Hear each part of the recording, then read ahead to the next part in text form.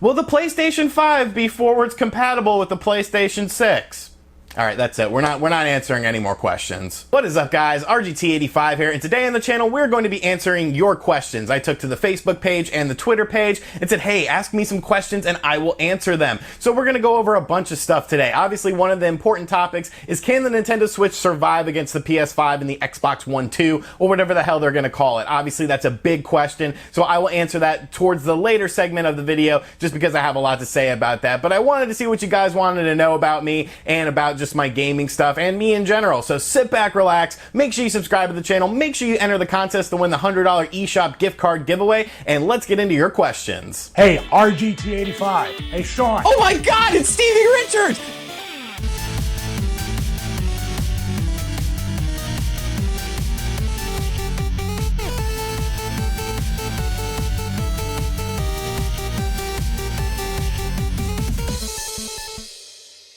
Paul asks, ever thought about covering some old retro PC games? Honestly, no, because I never grew up playing them. I didn't have really any exposure to PC gaming pretty much throughout my whole life. It's something that I just never got really into, so I don't really have any sort of attachment to it or real interest in it because there's no nostalgia sort of tied into it. So unfortunately, probably not. How much do you think the new Switch in January will cost? Well, I don't think the new Switch will be coming out in January. I don't even think it'll be announced in January. I don't think you'll hear anything about it towards later in the spring if it is indeed coming a reality, but I do think there is some sort of revision going on. I think it just depends if they go with a Switch Mini or a more powerful Switch. It sort of depends on that, so I can't really say, you know, if it's going to be a more powerful Switch, then it will probably be at the same price point that we see the Nintendo Switch at now, and the base model of the Switch will go down in price. If it is a Switch Mini, then I think that'll be cheaper than the current Nintendo Switch we have on the market. Have you ever danced with the devil by the pale moonlight?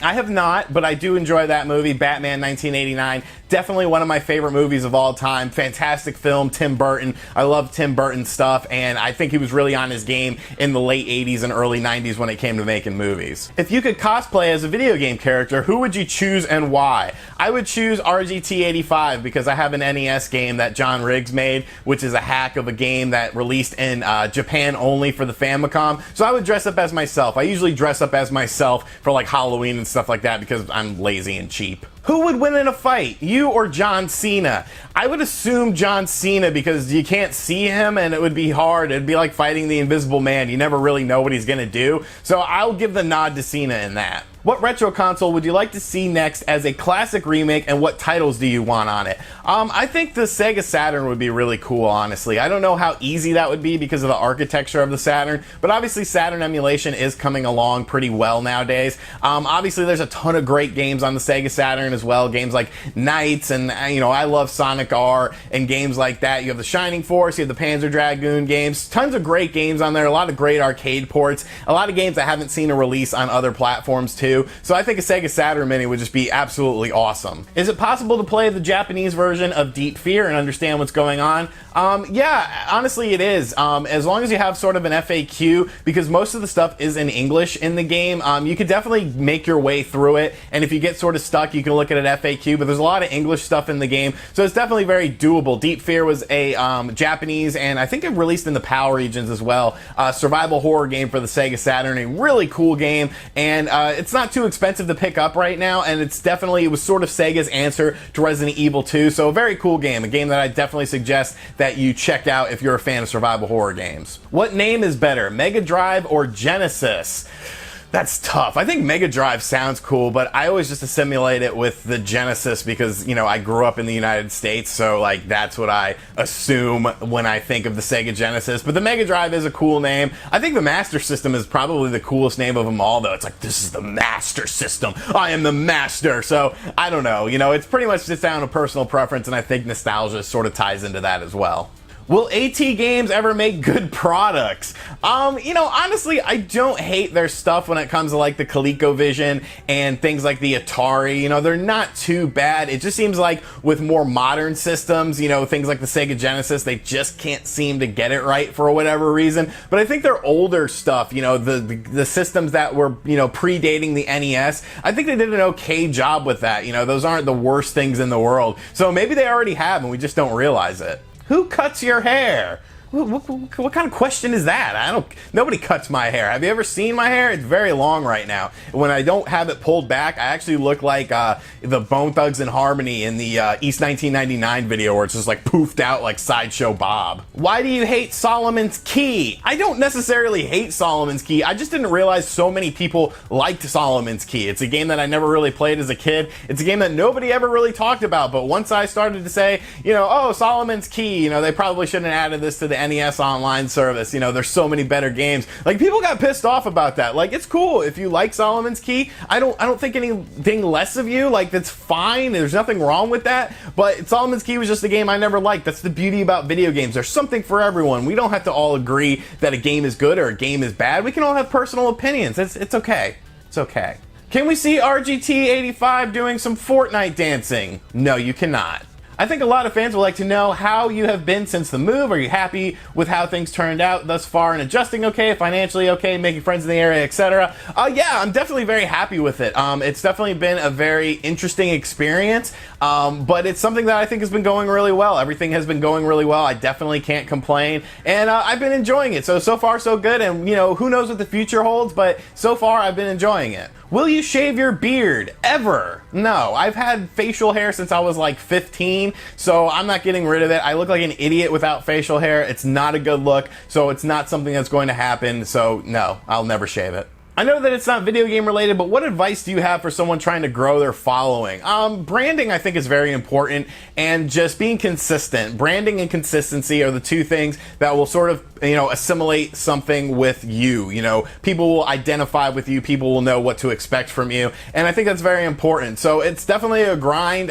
You know, some people just get lucky and they're able to blow up overnight. Some people it's a longer, you know, a steadier grind, but it's definitely something that I feel like anyone can accomplish if I've, you know, accomplished some decent things in my time on YouTube so far. So as long as you stick with it and you have, you know, a good goal in mind and stuff like that, I think you'll do fine. What is your absolute favorite movie of all time? I would have to say the original Jurassic Park. I think it's just a fantastic film, from the character development to the cinematics and stuff like that, like the use of animatronics and CGI. You know, CGI was very early in that stage, but I think that CGI still holds up today. I think that first Jurassic Park film looks better in terms of how the dinosaurs look and stuff versus the Jurassic Park or the Jurassic World films that have been coming out lately. So Jurassic Park is definitely probably my favorite movie of all time. What's your max bench? Dude, I haven't lifted weights in a long time. We'll say 5,000 pounds though. Boxers or briefs? That's a trick question because I do neither. I am a boxer brief man. You get the comfort of a boxer with the support of a brief. It's like the best of both worlds. I couldn't ever imagine going back to something beyond a boxer brief. Boxer briefs are a staple of my life, and I need boxer briefs, damn it. When will we get a video of Virtual Boy hardware pushers? That unfortunately will never happen just because of how small the Virtual Boy library is. Obviously, most of the games were pretty much the same. They were either 2D sprites that you could do 3D sort of things with, or they were 3D wireframe graphics. You didn't really have enough games to sort of push the hardware, and I really don't feel like anything, maybe besides Tellero Boxer, really pushed the hardware in any sort of way, which is a shame because I think the Virtual Boy is a cool little system. You know, it's definitely Nintendo's biggest failure of all time, but you know, it had potential.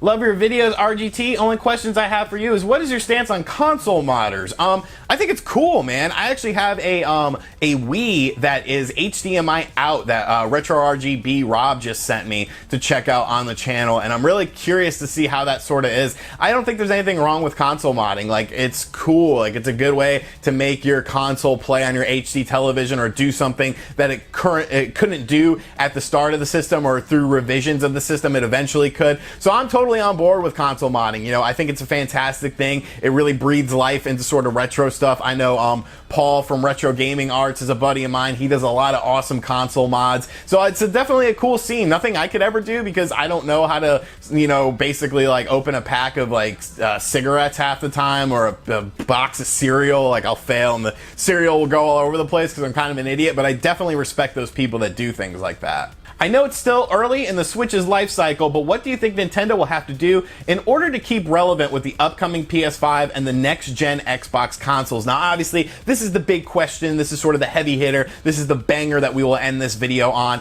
I honestly don't think Nintendo has to worry too much, and let me tell you why. Because by the time these systems come out, the PS5 and the Xbox One successor, I don't think it's going to be until 2020, and that'll be 3 years after the launch of the Nintendo Switch. So what you're going to see in that first batch of the PS5 and the Xbox One 2, I don't think you're going to see, you know, too many huge games. When you look at the PS4 and the Xbox, well, I guess not really the Xbox One, but when you look at the PS4, most of the big games like God of War, Spider-Man, those Last of Us 2, those games are releasing at the tail end of the system's life cycle. And I think that's what you'll see with the PS5. There'll be some great stuff at the start for sure, but I don't think you're going to see this crazy stuff. And since the Nintendo Switch will be 3 years old at least going into the time that these systems are released, you know, you already hear all these things about a Nintendo Switch revision coming along, and who knows what that will entail, but I'm sure Nintendo is sort of looking at that. But you got to even look back to like the Wii versus the PS3 and the Xbox 360. The Wii definitely held its own against the PS3 and the Xbox 360,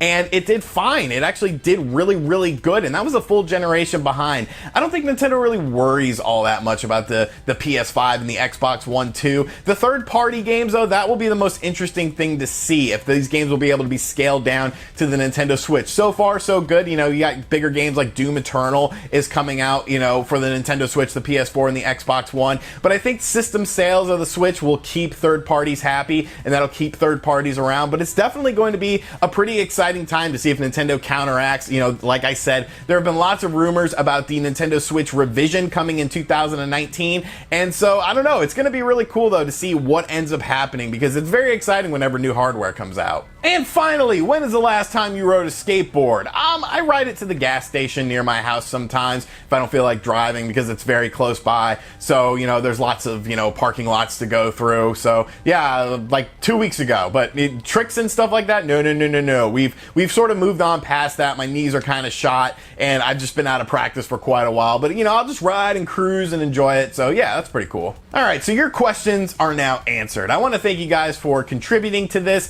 for posting on the Facebook page and on Twitter. Make sure you guys follow me both on the Facebook page and on Twitter. It's Facebook RGT85, and on Twitter just search for RGT85 and you will find me. Yeah, thank you guys for all these questions. It was fun answering them. I'll do another one of these probably in another month or two. I'm sorry if I didn't get to your question, but obviously there was a lot of questions. I didn't want to make this an hour-long video because then no one will watch it. But yeah, thank you guys for your support. Like I said, make sure you enter the $100 eShop gift card giveaway that I'm currently doing right now. I'll have a pinned comment in the comment section down below. Much love to you guys, and as always, I will catch you guys on the next video. Later.